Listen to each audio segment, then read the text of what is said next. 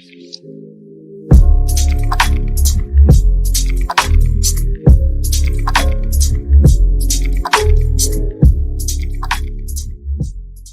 we'll be going ahead with input-output, if statements and looping in Python. Let's start with output. The most common and essential function used in Python would be the print function. The print function is used to print information onto the terminal. This function's arguments include the parameters to be printed, the SAP parameter and the end parameter. The parameters to be printed are generally variables or direct strings. As we can see, var is a variable with the value variable in string form. As we can see, it prints variable upon running the code. And we have also printed high, which is given as a direct string. We also have two more parameters, SAP and end. The SAP parameter is used to print something between two consecutive parameters. And the end parameter is used to print at the end of the print function.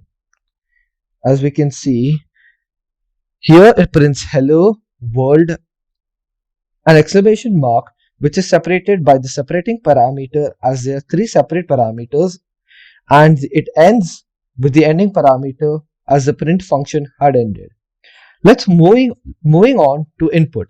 The input function is used to input data. It returns the inputted data in the form of a string data type, which the coder can then convert explicitly to other required types. We can take direct input or send a message to the user for input. For direct, we don't need any input. We don't need to input anything in the parameters. To send a message, we input the message in the parameters using single or double quotes.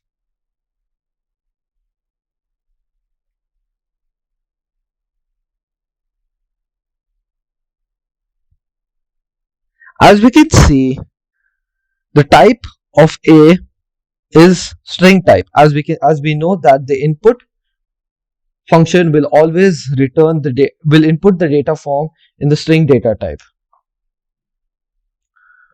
Now we can see for integer input we can convert the input to int using the explicit int type.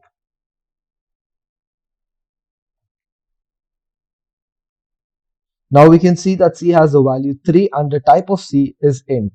Moving on to the if functions. If statements. If statements are used to execute different sets of instructions depending on the conditions. If statements start with an if and then the condition followed by the colon. We also have an elif statement which works as an else if. Then we have the else statement which is executed when the if statement and the elif statements are false.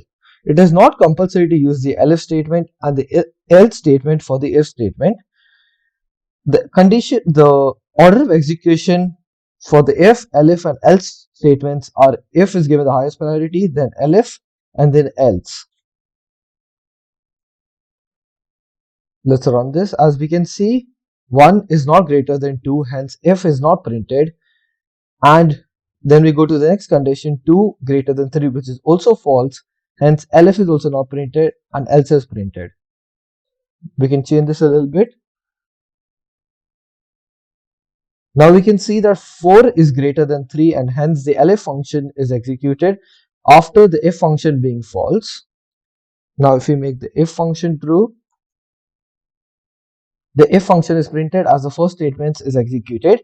Also, one more thing to be noted is that if the first statement is executed, meaning the if statement is executed, the elif and the else statements are not executed, meaning anything written in the elif parameters, elif statements and else statements will be not updated.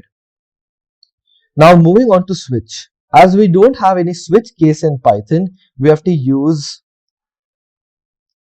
a sequence of if, elif and else statements to replicate the switch statement. The example given below is a direct implication of the switch case condition. As we can see here, it says that switch of A, case 20 print 20, case 15 print 15, case 10 print 10 and default print default. So this is a C++ or a C language written code. We can implement this in Python by making a variable A with giving the value 10. we can run the first condition. If a is equal to 20, print 20. Then elif a is equal to 15, print 15. Elif a is equal to 10, print 10. Else, print default. The else statement will run if all the previous statements are false, which is the same as default statement. This is another example for if conditions.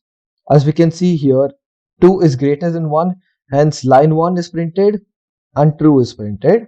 In the second case also, 2 is, in the second example we are showing that we can write the print function before the if statement and will also execute. As we can see here, we're printing line 2 comma true because 2 is greater than 1. We can make this false. And now we can see that 1 is not greater than 1 and hence line 2 comma false is printed. Moving on to looping in Python. Loops are used to repeat a set of instructions repeatedly until a condition is satisfied or dissatisfied. There are two types of loops in Python, the for loop and the while loop. The while loop is simple. The loop runs until the condition given in the parameter doesn't equate to false. As we can see in the condition given, I is incremented and added to sum. First we initialize sum is equal to 0 so that we do not get any unwanted values for sum as we're just incrementing it. And then the while loop runs. As we can see, the condition y is equal to 1, which is less than equal to 10 is true. Hence we're adding I to sum and then we're incrementing I. In the end, we're just printing the value of sum. As we can see, the sum of the first 10 numbers is 55, which is given out by the code. For loops are a little different compared to other languages. It is used to iterate over a sequence like a list, a dictionary, a tuple, a set, or a range. The most commonly used function with for loop is the range function. The range function is a generating function with three parameters: the starting number, the ending number, which is not included in the sequence, and the third parameter, which is optional, the difference between two consecutive numbers. The default value when not specified is 1, but a user can specify it as per his needs. The range function as compared to a C++ function would commonly go like for int I is equal to 1, I less than 10, I plus plus, where we iterate from I is equal to 1 to I is equal to 9, and we break out of the loop when I reaches 10. Here are two examples used to print the numbers from 1 to 9 using the for loop, with difference having between them as 1 and 0. As we can see here, it prints from 1 to 9 as we started from 1, incrementing by 1 as the third parameter is not specified, all the way up till 10. As 10 is not included in the range, it will only print up to 9. Here we are finding the values between 1 and 10, starting from 1 all the way to 10 by the difference of 2. Hence all the even numbers are skipped out and only the odd numbers are printed. We can write the same thing using a while loop. Over here we write I is equal to 1, while I less than 10, print I is equal to I plus 1, or I plus equal to 1, which is the same thing, and it'll print all the numbers from 1 to 9. We can also do the same thing by incrementing with 2, as we can see here, j plus equal to 2, which gives us a difference of 2. Here all the numbers bit from 1 to 10 are printed excluding 10, and here all the odd numbers are printed between 1 to 10 excluding 10. Now we stumble upon the two most important functions for loops, which is the break and continue. The break and continue statements are used in the loops. The break statement is used to break out of the loop or terminate from the loop if the given condition is false. The continue statement lets us skip an iteration. As we can see in this example, for x in range of 1, 20, if x Percentage 2, which gives us the reminder equal to 0. This is basically a condition to check if the number is odd or even. If it's equal to 0, it is an even number. If it's equal to 1, it is an odd number. Continue. If x is equal to 15, break, print x.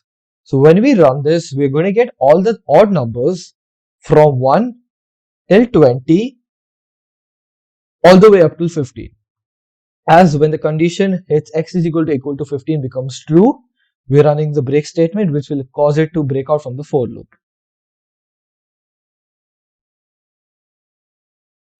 As we can see that the printx function is after the break statement, and the condition x is equal to 15 is satisfied, and the break function is run, executed, 15 will not be printed.